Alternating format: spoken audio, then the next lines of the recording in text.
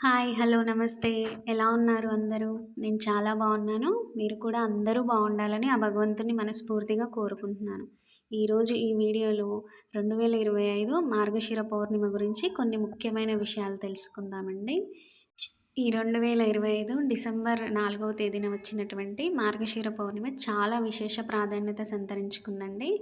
ఎందుకంటే ఈసారి లక్ష్మీ గురువారం పౌర్ణిమ రోజున వచ్చింది.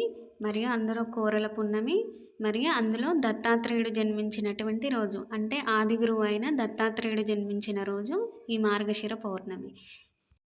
కాబట్టి ఈసారి ఈ మార్గశిర పౌర్ణమికి చాలా విశేష ప్రాధాన్యత ఉంది. అయితే ఆ రోజు పాటించాల్సిన నియమాలు, చేయాల్సిన పూజా విధానం మరియు ఆ రోజు యొక్క కథలు మనం తెలుసుకుందాం. అసలు మార్గశిర మాసంలో వచ్చేటటువంటి గురువారాలకు చాలా ప్రాధాన్యత ఉంటుందండి. అయితే అందులోనూ ఈసారి 2025లో రెండవ గురువారం పౌర్ణమి రోజు రావడం చాలా ప్రత్యేకం. ఈరోజు యథావిధిగా రెండవ లక్ష్మీ వారం పూజ చేసుకుంటున్న వాళ్ళు చక్కగా ఉదయాన్నే లేచి తలస్నానం చేసుకొని, చక్కగా ఇల్లు వాకిలి శుభ్రం చేసుకొని, మొదటగా ద్వారలక్ష్మి పూజ చేసుకొని, ఆ తర్వాత లక్ష్మీ అమ్మవారి పూజ అంటే సాయంత్రం లక్ష్మీ అమ్మవారి పూజ చేసుకొని, వ్రతకథ చదువుకొని, అక్షితలు చల్లుకుంటే అమ్మవారి అనుగ్రహం, కటాక్షం పూర్తిగా లభిస్తుందండి. అయితే ఇవేవి చేయలేని వారు చక్కగా లలిత సహస్రనామం కానీ, కనకదార స్తోత్రం కానీ, ఆ రోజు అమ్మవారికి సంబంధించిన ఏ స్తోత్రమైనా చదువుకొని అమ్మవారిని మనస్ఫూర్తిగా ధ్యానిస్తే విశేషమైన ఫలితం ఉంటుందండి. అయితే లక్ష్మీవార వ్రత విధానం, నైవేద్యాలు, వ్రతకథ గురించి ముందు వీడియోలో ఇచ్చానండి. కావాల్సిన వారు చూడండి. అయితే ఈ రోజుకున్నటువంటి ఇంకొక ప్రత్యేకత కోరల పౌర్ణమి. దీన్నే కుక్కల పండుగ, నరక పౌర్ణమి అని కూడా వివిధ పేర్లతో పిలుస్తూ ఉంటారు. ఈ రోజున కోరల అమ్మవారిని పూజించడం ఒక ప్రత్యేకత. అయితే దీనికో కథనం కూడా ఉందండి. ఈ కోరల అమ్మవారు చిత్రగుప్తుని యొక్క సోదరి. తన సోదరుడు అయినటువంటి చిత్రగుప్తుణ్ణి ఈ మార్గశిర పౌర్ణమి రోజున తన గృహానికి ఆహ్వానించింది. అయితే అన్నయ్యకు సకల విందు భోజనాలతో ఆతిథ్యం ఇచ్చింది. దానికి సంతోషించిన అన్నయ్య గారు అంటే వాళ్ళ సోదరుడు ఈ రోజున అంటే మార్గశిర పౌర్ణమి రోజున ఎవరైతే కోరల అమ్మవారిని పూజిస్తారో వారికి నరక బాధలు కానీ, అపమృత్యు భయాలు కానీ ఉండవని వరమిస్తాడు. అయితే ఈ చిత్రగుప్తునిపై అభిమానంతో యమధర్మరాజు కూడా ఆ వరాన్ని సమర్థిస్తాడు. ఆ రోజున ఎవరైతే ఈ అమ్మవారిని పూజిస్తారో వాళ్ళకు నరక బాధలు ఉండవని యమధర్మరాజు కూడా వరమిస్తాడు. అప్పటి నుంచి ఈ మార్గశిర పౌర్ణమి కౌరల పౌర్ణమిగా జరుపుకునే ఆనవాయితీ వస్తూ ఉందండి. ఈరోజు పండగలో భాగంగా సాయంత్రం వేళ అంటే కొన్ని ప్రదేశాలలో ఉదయం, కొన్ని ప్రదేశాలలో సాయంత్రం పూట కుక్కలకి ఈ సజ్జలతో చేసిన కుడుములు కొరికి వేస్తూ ఉంటారు. తద్వారా కాలభైరవుని అనుగ్రహం కూడా లభిస్తుందని ఒక నమ్మకం. ఇంకా ఈ రోజుకు ఉన్నటువంటి మరొక విశేష ప్రాధాన్యత ఈరోజు దత్త జయంతి. అంటే లోకాలకి ఆది గురువు అయినటువంటి దత్తుడు జన్మించిన రోజు. 3 తత్వాలు అంటే బ్రహ్మ, విష్ణు, మహేశ్వరులు ఏకీకృతమైన రూపం కనుక ఈయనని ఆది గురువు అని కూడా పిలుస్తారు. అంటే సమస్త గురువులకు ఆది గురువుగా చెప్పబడతారు.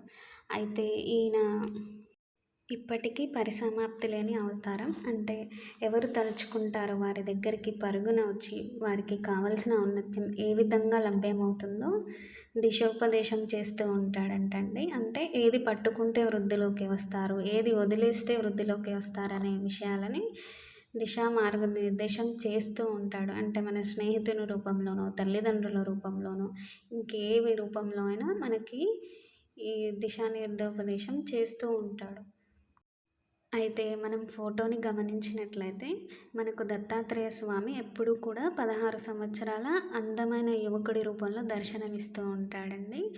అయితే దత్తాత్రేయ స్వామి యొక్క 3 తలలు, 3 గుణాలకి, ముల్లోకాలకి ప్రతీక. అలాగే 6 చేతులు మరియు గోమాత ఉంటాయండి. అలాగే 4 కుక్కలు ఉంటాయి. అంటే 4 వేదాలు ఈయన వెంట పడి వస్తున్నాయి అనే దానికి సంకేతంగా ఈ 4 కుక్కలు. అయితే ఈ అవతారం ఎప్పుడు కూడా మనకు లోకానికి గురుతత్వాన్ని బోధిస్తుంది. కార్తవీర్యార్జునికి 1000 చేతులు, అంతులేని బలం కూడా ఇచ్చింది ఈ దత్తాత్రేయ స్వామిని అని ఒక కథనం కూడా ఉంది.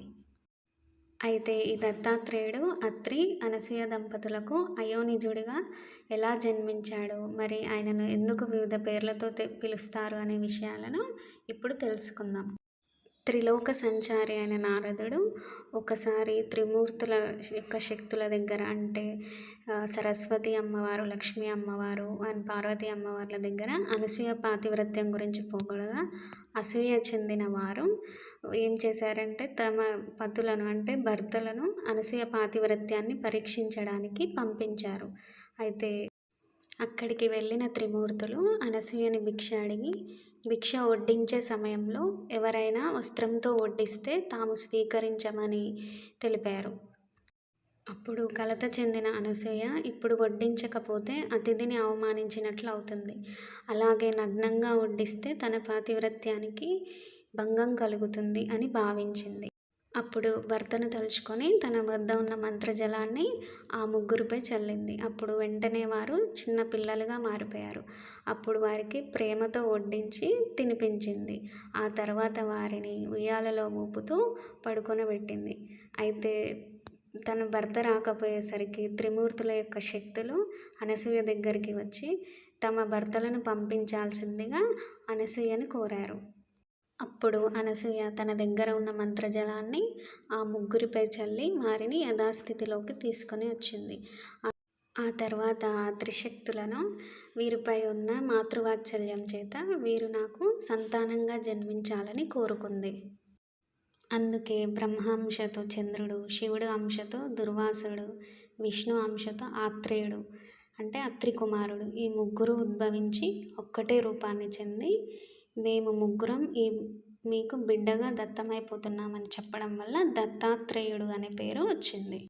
ఇదంతా నేపాల్లోని చిత్రకూటంలో అనసూయ పహాడ్లో జరిగిందని చెప్తూ ఉంటారండి. మార్గశిర పౌర్ణమి రోజున ఈ మృగశిర నక్షత్రం యొక్క ప్రభావం చంద్రుడిపై అత్యధికంగా ఉంటుందండి.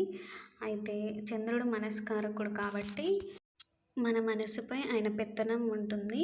అది సరైన మార్గంలో చేసేటటువంటి గురువు అంటే కృతయుగం నుంచి ఇప్పటి వరకు మార్గదర్శనం చేయు గురువు ఆవిర్భవించిన రోజు ఈ దత్తాత్రేయ జయంతి. ఇంకా ఈసారి గురువారం రావడం వల్ల చాలా విశేష ప్రాధాన్యం ఉందండి. ఈ రోజున ఉపవాసం ఉండడం, గురుచరిత్ర పారాయణం చేయడం వల్ల విశేష ఫలితం ఉంటుందండి. అలాగే దత్తాత్రేయ స్వామిని ఆరాధించడం వల్ల అజ్ఞానం, అహంకారం తొలగిపోయి మనసు సక్రమమైన మార్గంలో వెళ్తుంది. అలాగే మానసిక స్పష్టత, ఆరోగ్యం, ఆధ్యాత్మిక శక్తి పెరుగుతుంది. ఆ త్రిమూర్తులు ఏకీకృతమై ఉన్న ఆ దత్తాత్రేయుడు అనుగ్రహించాడంటే ఎలాంటి ధార్మికమైన కోరిక అయినా ఖచ్చితంగా నెరవేరాల్సిందే. అంతే అండి, ఇక్కడితో ఈ వీడియో ముగిస్తున్నాను. మరి ఒక మంచి వీడియోతో మీ ముందుకు వస్తాను.